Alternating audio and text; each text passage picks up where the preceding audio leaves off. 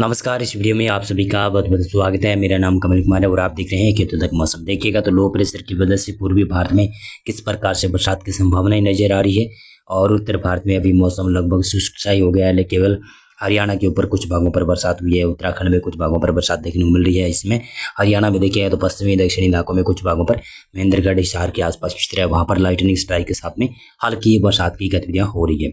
अभी हरियाणा में बादल छाए हुए हैं, पूर्वी पंजाब में भी बादल छाए हुए, हल्की बूंदाबांदी कहीं कहीं पर देखने को मिल रही है। लेकिन ज़्यादा तो बरसात की संभावना उत्तराखंड में है। उत्तराखंड में भी काफ़ी ज़्यादा अच्छे बादल हैं और हिमाचल प्रदेश का पूर्वी इलाका, यहाँ पर भी भारी बरसात की संभावनाएं तो बनी हुई है, लेकिन अभी बरसात अच्छी नहीं देखने को मिली है।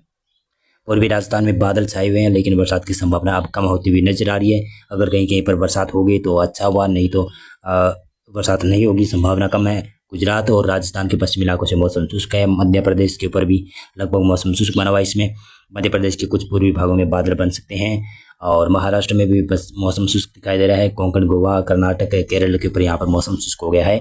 और देखिएगा तो इधर पूर्वी भारत में मानसून सक्रिय हो गया है।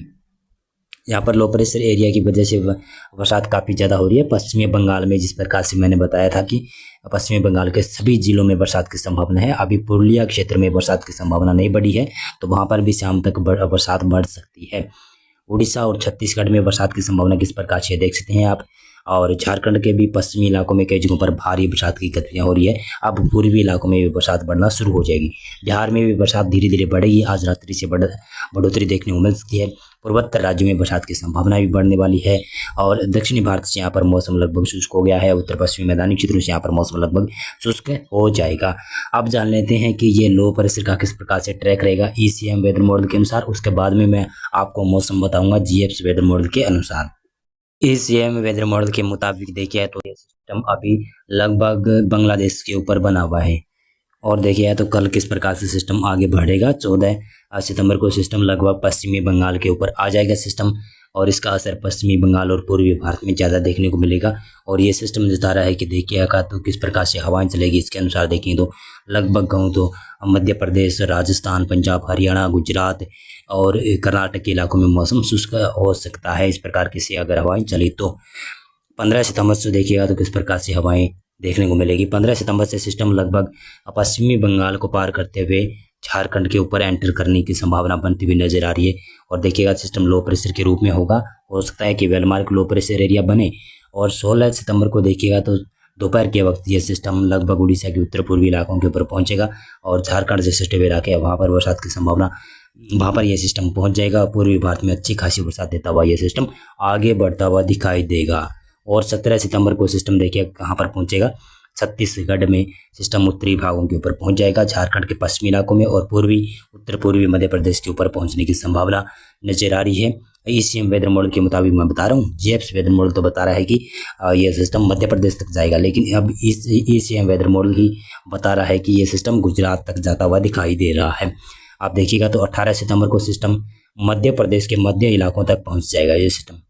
इसके प्रभाव से उत्तर प्रदेश तक हवाएं काफ़ी अच्छी चलेगी और नमी वाली हवाएं पहुंचने की वजह से बरसात की संभावना कई जगहों पर बढ़ना शुरू हो जाएगी।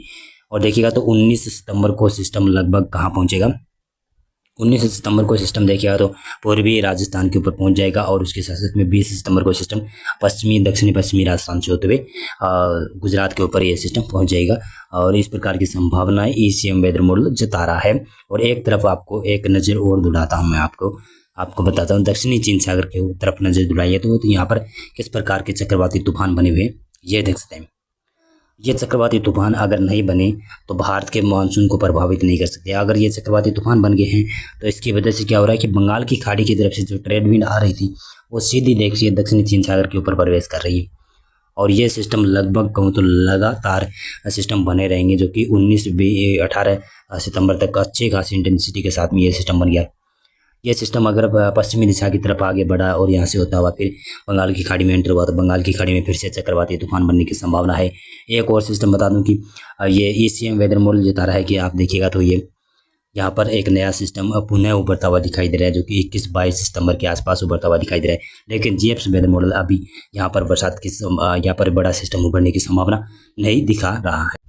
14 सितंबर की मैं बात करूं तो किस प्रकार से मौसम रहेगा, उससे पहले मैं बता देना चाहता हूं कि पंजाब, हरियाणा और राजस्थान, गुजरात के ऊपर आज यानी आज कई जगहों पर तेज हवाएं चली, जो कि दक्षिणी पश्चिमी हवाएं थी कुछ भागों पर पश्चिमी हवाएं तेज हवाएं थी।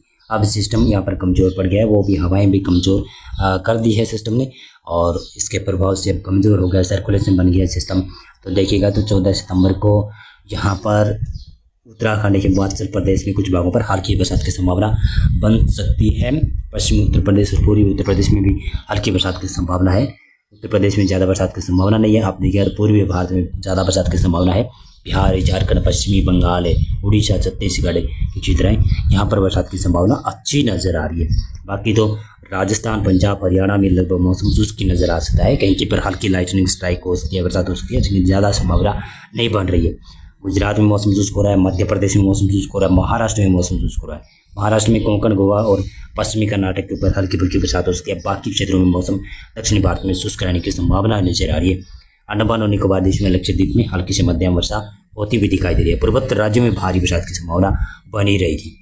15 सितंबर को सिस्टम जब पश्चिमी बंगाल के ऊपर आएगा तो इसके प्रभाव से पश्चिमी बंगाल, झारखंड, बिहार, पूर्वी उत्तर प्रदेश, पूर्वी मध्य प्रदेश, छत्तीसगढ़, उड़ीसा के उत्तरी भाग हैं, यहाँ पर भारी बरसात की संभावना नजर आएगी। पूर्वोत्तर राज्यों में भारी बरसात होगी और मध्य भारत में यहाँ पर लगभग हल्की फुल्की बरसात होती रहेगी, लेकिन ज़्यादा बरसात की संभावना नहीं है। उत्तर पश्चिमी मैदानी क्षेत्रों से भी मौसम लगभग गायब ही रहेगा। मानसून बरसात कम होगी यहाँ पर। गुजरात में बरसात कम होगी और साथ साथ में कोंकण, गोवा में हल्की बरसात हो सकती है। बाकी महाराष्ट्र में मौसम शुष्क रहेगा। दक्षिणी भारत में भी लगभग मौसम शुष्क रहने की संभावना है। हल्के फुल्की खंडित वर्षा कहीं पर हो सकती है। 16 सितंबर को देखिएगा तो वेदर मॉडल जता रहा है कि ये सिस्टम धीरे धीरे कर ये झारखंड से होते हुए उड़ीसा की उत्तरी क्षेत्रों के ऊपर पहुंचेगा। तो इसके प्रभाव से क्या होगा कि झारखंड में, पश्चिमी बंगाल में, बिहार में और पूर्वी उत्तर प्रदेश में, पूर्वी मध्य प्रदेश में, उड़ीसा, छत्तीसगढ़ के उत्तरी इलाके वहाँ पर भारी बरसात शुरू हो जाएगी। पूर्वोत्तर राज्य में देखिए तो किस प्रकार से बरसात की संभावना है, यहाँ पर भी बरसात की संभावना बनी रहेगी।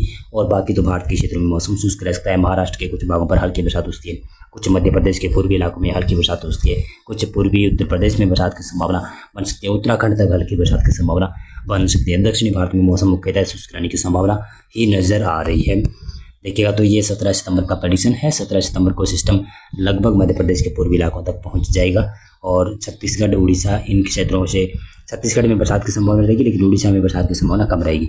पश्चिमी बंगाल, झारखंड, बिहार और पूर्वी उत्तर प्रदेश और कुछ पश्चिमी उत्तर प्रदेश, उत्तराखंड तक बरसात की संभावना इस सिस्टम के प्रभाव से बढ़ जाएगी। दिल्ली में भी हल्की बरसात की संभावना रहेगी और महाराष्ट्र के कोंकण, गोवा, मध्य महाराष्ट्र के ऊपर कहीं पर हल्की बरसात, कर्नाटक के पश्चिमी क्षेत्र है वहाँ पर कहीं पर हल्की बरसात होती है।